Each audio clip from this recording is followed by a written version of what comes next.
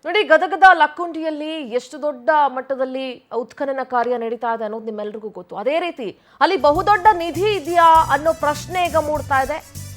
ಉತ್ಖನನದ ವೇಳೆ ಹಾವು ಪ್ರತ್ಯಕ್ಷ ಆಗಿದೆ. ಏನಿದೆ ಆಶ್ಚರ್ಯ? ಹಾಗಾದ್ರೆ ಏನಿದೆ ಅಲ್ಲಿ? ಅಂತ ದೊಡ್ಡ ನಿಧಿ ಇದೆಯಾ? ಗದಗದಲ್ಲಿ ಈ ನಾಗದೈವ ನಿಧಿಯನ್ನ ಕಾಯ್ತಾ ಇದೆಯಾ? ಪುರಾಣ ಏನ್ ಹೇಳುತ್ತೆ? ಇತಿಹಾಸ ಏನ್ ಹೇಳುತ್ತೆ? ಇಲ್ಲಿ ನಿಧಿ ಇದೆಯಾ ಇಲ್ವಾ? ಈ ನಾಗರಾಜ ಯಾಕೆ ಬಂದಿದ್ದು ಅಲ್ಲಿಗೆ?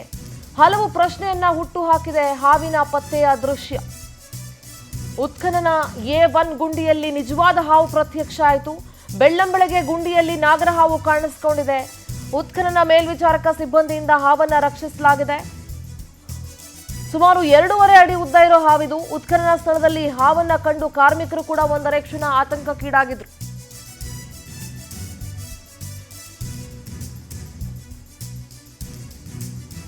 ಹಂಪಿ, ಲಕ್ಕುಂಡಿ ಇದೆಲ್ಲವೂ ಏನು ಅಂತ ಹೇಳಿ, ಎಂಥ ಜಾಗ ಅಂತ ಹೇಳಿ ನಮಗೆ ಗೊತ್ತಿದೆ. ಇಲ್ಲಿ ನೋಡಿ, ಉತ್ಖನನ ನಡೆಸುವಂತ ಸಂದರ್ಭದಲ್ಲಿ ನಾಗರ ಹಾವು ಪ್ರತ್ಯಕ್ಷ ಆಗಿದ್ದು ನಿಜವಾಗ್ಲೂ ಒಂಥರ ಆತಂಕವನ್ನ ಉಂಟು ಮಾಡಿತ್ತು. ಇಲ್ಲಿ ನಿಜವಾಗ್ಲೂ ನಿಧಿ ಇದೆಯಾ? ಆ ಜಾಗವನ್ನ ಆ ನಾಗದೈವ ಕಾಯ್ತಾ ಇದೆಯಾ? ಏನು ಎತ್ತ ಅಂತ ಹತ್ತಾರು ಪ್ರಶ್ನೆಗಳು ಉದ್ಭವ ಆಗುತ್ತೆ. ಉತ್ಖನನ ಮಾಡ್ತಾ ಇರುವಂತಹ A ಬ್ಲಾಕ್ನ ಮೊದಲ ಗುಂಡಿಯಲ್ಲಿ ನಿಜವಾದ ಹಾವು ಪ್ರತ್ಯಕ್ಷ ಆಗಿದೆ. ಸುಮಾರು 2.5 ಅಡಿ ಉದ್ದ ಇದೆ ನಾಗರಹಾವು ಅಂತ ಹೇಳಲಾಗ್ತದೆ. ಈಗ ಆಲ್ರೆಡಿ ಲಕ್ಕುಂಡಿಯಲ್ಲಿ ಸಾಕಷ್ಟು ಶಿಲ್ಪಕಲೆಗಳು ಸಿಕ್ಕಿತ್ತು ಮತ್ತು ಮುತ್ತು ರತ್ನ ಹವಳಗಳು ಸಿಕ್ಕಿತ್ತು. ಅದ್ರ ಜೊತೆಗೆ ಇತಿಹಾಸವನ್ನ ಸಾರುವಂತಹ ಹಲವಾರು ವಸ್ತುಗಳು, ಪ್ರಾಚ್ಯ ವಸ್ತುಗಳಲ್ಲಿ ಸಿಕ್ಕಿದ್ವು. ಎಷ್ಟೋ ಜನ ಅಲ್ಲಿ ದೇವಸ್ಥಾನಗಳನ್ನೇ ಮನೆಗಳನ್ನಾಗಿ ಮಾಡ್ಕೊಂಡಿದ್ದಾರೆ. ಅದ್ರ ಬಗ್ಗೆ ಕೂಡ ಮಾಹಿತಿ ಸಿಕ್ತು. ಹಾಗಾಗಿ ಒಂದು ಮನೆಯಲ್ಲಿ ಯಾವಾಗ ನಿಧಿ ಸಿಕ್ತೋ ಆವಾಗಿಂದ ಅಲ್ಲಿ ಉತ್ಖನನ ಕಾರ್ಯವನ್ನು ನಡೆಸಲಾಗ್ತಾ ಇತ್ತು. ಇವತ್ತು ಸುಮಾರು 10ನೇ ದಿನನೋ 11ನೇ ದಿನದ ಉತ್ಖನನ ಕಾರ್ಯ ಅಂತ ಅಂದ್ಕೊಳ್ತೀನಿ. ಈಗ ಅಲ್ಲಿ ನಿಜವಾದ ನಾಗರಹಾವು ಪ್ರತ್ಯಕ್ಷ ಆಗಿದೆ. ನಿಜವಾಗ್ಲೂ ಅಲ್ಲಿ ನಿಧಿ ಇದೆಯಾ? ಆ ನಿಧಿಯನ್ನ ನಾಗದೈವ ಕಾಯ್ತಾ ಇದೆಯಾ? ಏನು ಎತ್ತ ಅನ್ನೋದ್ರ ಬಗ್ಗೆ ಸಾಕಷ್ಟು ಅನುಮಾನಗಳು ಮೂಡುತ್ತೆ.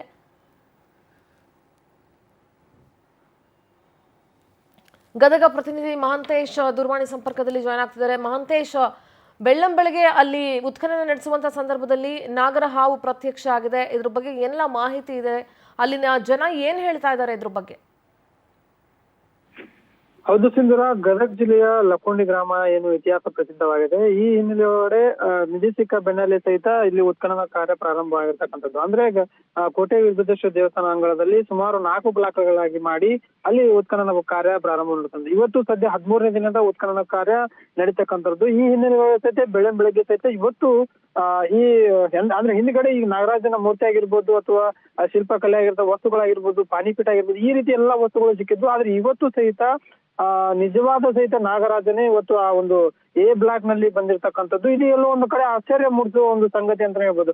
ಜನರು ಸಹಿತ ಭಯಭೀತರಾಗಿದ್ದಾರೆ. ಸದ್ಯ ಇಲ್ಲಿ ನಿಧಿಯೋ ಇದೆಯೋ ಅಂತ ಅನ್ನೋ ಅನುಮಾನದಲ್ಲಿ ಸಹಿತ ಇದೆ. ಆದ್ರೆ ನಾಗರಾಜ ಸಹಿತ ನಿಧಿಯನ್ನ ಕಾಯ್ತಾ ಇದ್ದಾನ ಅನ್ನೋ ಒಂದು ಅನುಮಾನ ಸಹಿತ ಲಕ್ಕುಂಡಿಯ ಜನತೆ ಎಲ್ಲೋ ಒಂದ್ ಕಡೆ ಕಾಡ್ತಾ ಇರ್ತಕ್ಕಂಥದ್ದು. ಇವತ್ತು ಸಹಿತ ಏನು 13ನೇ ದಿನದ ಉತ್ಖನನ ಕಾರ್ಯಕ್ರಮದಲ್ಲಿ ಸಹಿತ ಅಲ್ಲಿಯ ಪುರಾತತ್ವ ಇಲಾಖೆ ಅಧಿಕಾರಿ ಸಹಿತ ಅದನ್ನ ಇವತ್ತು ಸಂರಕ್ಷಣೆ ಮಾಡಿ ಬೇರೆ ಒಂದ್ ಕಡೆ ಬಿಡುವ ಒಂದು ಕೆಲಸವನ್ನು ಸಹಿತ ಮಾಡಿದ್ದಾರೆ. ಆದ್ರೆ ಇದೆಲ್ಲ ಒಂದ್ ಕಡೆ ಗದಗ ಜಿಲ್ಲೆ ಆಗಿರ್ಬೋದು, ಲಕ್ಕುಂಡಿಯಲ್ಲಿ ಆಗಿರ್ಬೋದು, ಇಲ್ಲಿ ಲಕ್ಕುಂಡಿಯಲ್ಲಿ ಸಹಿತ ನಿಧಿ ಇದೆಯೋ ಅನ್ನೋ ಒಂದು ಅನುಮಾನ. ಆಲ್ರೈಟ್ ಮಹಾಂತೇಶ್, ನಾನು ನಿಮ್ಮ ಹತ್ರ ಮಾತಾಡ್ತೀನಿ. ಥ್ಯಾಂಕ್ ಯು ನಿಮ್ಮೆಲ್ಲ ಡೀಟೇಲ್ಸ್ಗಾಗಿ. ನಮ್ಮ ಜೊತೆಗೆ ನಾಗರಾಜ್ ನಕ್ಷತ್ರಿ ಅವರು ಜಾಯ್ನ್ ಆಗ್ತಾ ಇದ್ದಾರೆ. ಗುರುಗಳೇ ನಮಸ್ತೆ. ನಮಸ್ತೆ ಅಮ್ಮ. ನಮಸ್ತೆ ಗುರುಗಳೇ, ಸಾಕಷ್ಟು ವಿಚಾರಗಳನ್ನ ನೀವು ಹೇಳ್ತಾ ಇರ್ತೀರಿ. ನಾವು ಪ್ರತಿ ಸಲ ನಿಮ್ಮನ್ನ ಪ್ರಶ್ನೆ ಮಾಡಿದಾಗ ಅಥವಾ ಇಂಥ ಆಚಾರ ವಿಚಾರಗಳ ಬಗ್ಗೆ ಬಂದಾಗ, ಈಗ ನಾಗದೈವದ ಒಂದು ಪ್ರಶ್ನೆ ಏನು ಅಂತ ಹೇಳಿದ್ರೆ, ಈಗ ಗದಗ ಲಕ್ಕುಂಡಿಯಲ್ಲಿ ಉತ್ಖನನ ನಡೀತಾ ಇರೋದು ನೀವು ಗಮನಿಸಿರ್ತೀರಿ ಅಂತ ಅಂದ್ಕೊಳ್ತೀನಿ. ಸಾಕಷ್ಟು ಪ್ರಾಚ್ಯ ವಸ್ತುಗಳಲ್ಲಿ ಸಿಕ್ಕಿದೆ, ನಿಧಿ ಸಿಕ್ಕಿದೆ. ಈಗ ಒಂದು ಬ್ಲಾಕ್ ಅಲ್ಲಿ ಉತ್ಖನನ ಮಾಡುವಂತ ಸಂದರ್ಭದಲ್ಲಿ ಒಂದು ನಾಗರ ಹಾವು ಪ್ರತ್ಯಕ್ಷ ಆಗಿದೆ. ಇದರಿಂದ ಏನ್ ಅನುಮಾನ ಅಂದ್ರೆ, ನಿಜವಾಗ್ಲೂ ಅಲ್ಲಿ ನಿಧಿ ಇದೆಯಾ? ಆ ನಿಧಿಯನ್ನ ಆ ನಾಗ ಕಾಯ್ತಾ ಇದೆಯಾ ಅನ್ನೋ ಒಂದು ಪ್ರಶ್ನೆ. ಏನ್ ಹೇಳ್ತೀರಿ? ಮುಖ್ಯವಾಗಿ ನಮ್ಮ ಧಾರ್ಮಿಕ ಇತಿಹಾಸಗಳನ್ನ ಗಮನಿಸಿದಾಗ ನಮಗೆ ಸಂಪತ್ತಿನ ರಕ್ಷಣಾ ಶಕ್ತಿಯ ಒಂದು ಚಿಂತನೆ ಮಾಡುವಾಗ ಸಂಪತ್ತನ್ನ ರಕ್ಷಿಸುವಂತಹ ದೇವತಾ ಶಕ್ತಿಯಾಗಿ ನಾಗ ಇರುವಂತಹದ್ದನ್ನ ನಾವು ಕಾಣ್ತೇವೆ. ನಮ್ಮ ಇತಿಹಾಸದ ಚಿಂತನೆಯಲ್ಲಿ, ಶಾಸ್ತ್ರಗಳ ಚಿಂತನೆಯಲ್ಲಿ ಸಂಪತ್ತು, ಸಂಸಾರ, ಸಂತತಿ ಇತ್ಯಾದಿ ವಿಷಯಗಳ ಒಂದು ನಿಯಾಮಕ ಶಕ್ತಿಯಾಗಿ ನಾಗದೇವರನ್ನ ನಾವು ಕಾಣುವಂತಹದ್ದು ಇದು ಶಾಸ್ತ್ರದ ಚಿಂತನೆ.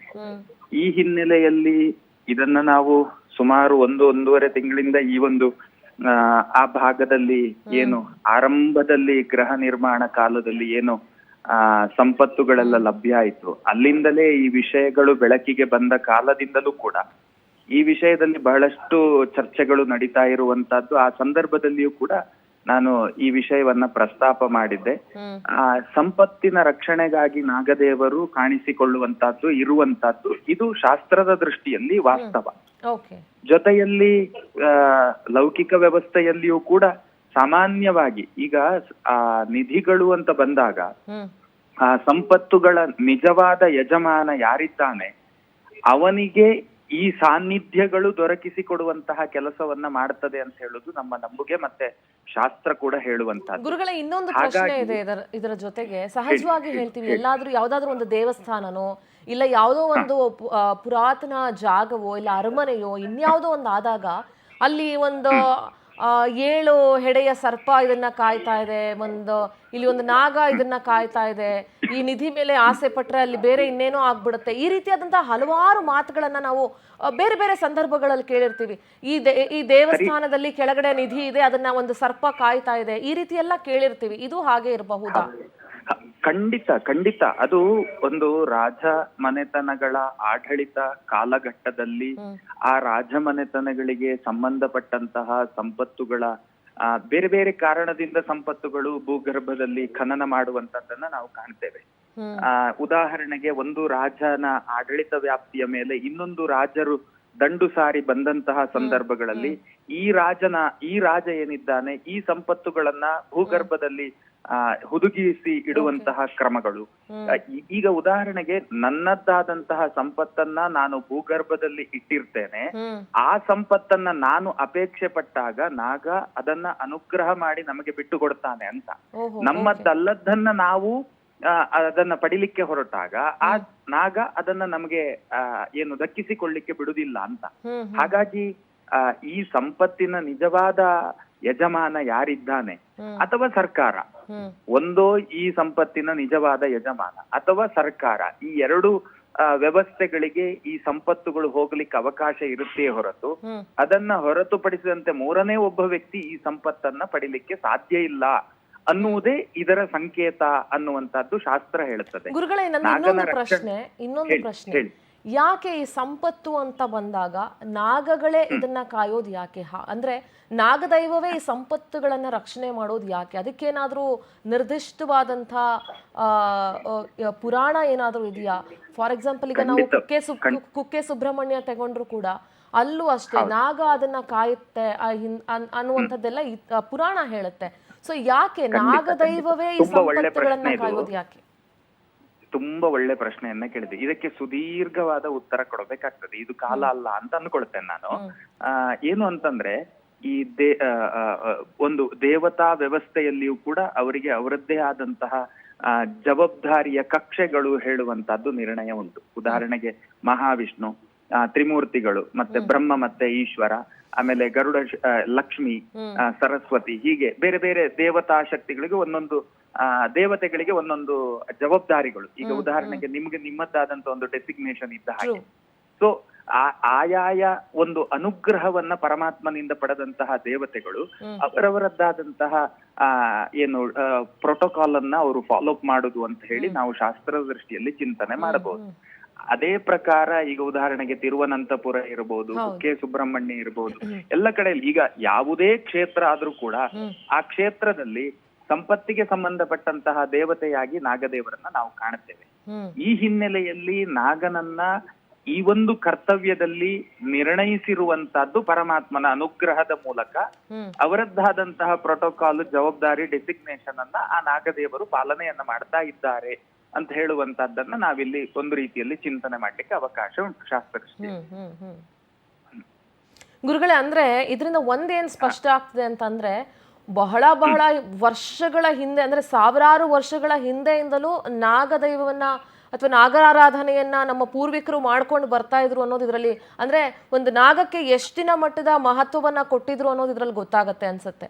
ಖಂಡಿತ ಪ್ರಕೃತಿಯ ಶಕ್ತಿಯಾಗಿ, ಪ್ರಾಕೃತಿಕ ಸಂಪತ್ತುಗಳನ್ನ ರಕ್ಷಣೆ ಮಾಡುವ ಶಕ್ತಿಯಾಗಿ ಅತ್ಯಂತ ಪ್ರಾಚೀನ ಕಾಲದಿಂದಲೂ ಕೂಡ ನೀವು ಭಾರತದ ಇತಿಹಾಸವನ್ನ ತಗೊಂಡ್ರೆ ನಮಗೆ ಪುರಾಣಗಳು, ಶಾಸ್ತ್ರಗಳು, ಷಟಶಾಸ್ತ್ರಗಳು, ವೇದ ಮತ್ತೆ ಭಾಗವತಾದಿ ಗ್ರಂಥಗಳು ಇದೆಲ್ಲವೂ ಕೂಡ ಒಂದು ಇತಿಹಾಸ ಗ್ರಂಥ ಅಂತಲೇ ನಾವು ಚಿಂತನೆ ಮಾಡುತ್ತೇವೆ. ಅಂತ ಇತಿಹಾಸ ಗ್ರಂಥ ಹೇಳಿದ್ರೆ ಅದು ವಾಸ್ತವತೆಯನ್ನ ಹೇಳುವಂತಹ ಗ್ರಂಥ ಅಂತ, ಕಥೆಯನ್ನ ಹೇಳುವಂತದ್ದಲ್ಲ. ಹಾಗಾಗಿ ಇತಿಹಾಸ ಕಾಲದಿಂದಲೂ ಕೂಡ ನಮಗೆ ಭಾರತೀಯರಿಗೆ ನಮಗೆ ಇವತ್ತಿನ ಭೌತಿಕ ವ್ಯವಸ್ಥೆಗೆ ಸಂಬಂಧಪಟ್ಟಂತ ಆಫ್ಟರ್ ಇಂಡಿಪೆಂಡೆನ್ಸ್ ಪ್ರಜಾಪ್ರಭುತ್ವ ಬಂದ ಮೇಲಿನ ಸಂವಿಧಾನಗಳೆಲ್ಲ ಏನಿದೆ ಆ ಸಂವಿಧಾನಕ್ಕೆ ಆ ಸಂವಿಧಾನಗಳ ರಚನೆಗೂ ಕೂಡ ಈ ದೇಶದ ಇತಿಹಾಸ ಗ್ರಂಥಗಳ ಒಂದಷ್ಟು ಇತಿಹಾಸ ಗ್ರಂಥಗಳು ನಡೆದು ಬಂದಂತಹ ದಾರಿಗಳು, ಇತಿಹಾಸ ಗ್ರಂಥಗಳು ಜಗತ್ತಿಗೆ ಏನನ್ನ ಬೋಧಿಸುತ್ತೆ ಅದರ ತಾತ್ವಿಕವಾದಂತಹ ಸಂದೇಶದ ಆಧಾರದ ಮೇಲೆಯೇ ಈ ಎಲ್ಲ ಸಂವಿಧಾನವೋ ಇನ್ನಿತರ ಶಾಸನಗಳು ರಚನೆ ಆಗಿದೆ ಅಂತ ಹೇಳೋದ್ರಲ್ಲಿ ಯಾವುದೇ ರೀತಿಯ ಅನುಮಾನಗಳಿಲ್ಲ. ಇದೇ ರೀತಿಯಲ್ಲಿ ನಾಗ ಹೇಳುವಂತಹದ್ದು, ಈಗ ನಮ್ಮಲ್ಲಿ ನೈತಿಕತೆಯ ಒಂದು ಚಿಂತನೆ ಇತ್ತು ಅಂತಂದ್ರೆ, ಈ ಸಂಪತ್ತುಗಳು ನಮ್ಮದ್ದು ಅನ್ನುವಂತಹ ನಿರ್ಣಯ ಇತ್ತು ಅಂತಂದ್ರೆ ನಾಗ ಅದನ್ನ ನಮಗೆ ಅನುಗ್ರಹ ಮಾಡ್ತಾನೆ ಅಂತ. ಇದು ಸರ್ಕಾರದ ಸಂಪತ್ತು ಅಂತ ನಿರ್ಣಯ ಇತ್ತು ಅಂತಂದ್ರೆ ಸರ್ಕಾರಕ್ಕೆ ಅನುಗ್ರಹ ಮಾಡ್ತಾನೆ. ರಾಜಮನೆತನಗಳು ಪ್ರತ್ಯಕ್ಷ ಆಗಿ ಇದು ನಮ್ಮದ್ದು ಅನ್ನುವಂತ ನಿರ್ಣಯ ಇತ್ತು ಅಂತಂದ್ರೆ ಅದನ್ನ ನಾಗ ಅವರಿಗೆ ಅನುಗ್ರಹ ಮಾಡ್ತಾನೆ. ಒಟ್ಟಾರೆಯಾಗಿ ಪ್ರಾಕೃತಿಕವಾದಂತಹ ಸಂಪತ್ತಿನ ರಕ್ಷಣಾ ಶಕ್ತಿಯಾಗಿ ನಾಗ ಇದ್ದಾನೆ ಅನ್ನುವಂಥದ್ದನ್ನ ಶಾಸ್ತ್ರ ಹೇಳುತ್ತೆ. ಧನ್ಯವಾದ ಗುರುಗಳೇ, ಧನ್ಯವಾದ ನಿಮ್ಗೆ ಸಂಪೂರ್ಣ ಮಾಹಿತಿನ ತಿಳಿಸ್ಕೊಟ್ಟಿದ್ದಕ್ಕೆ.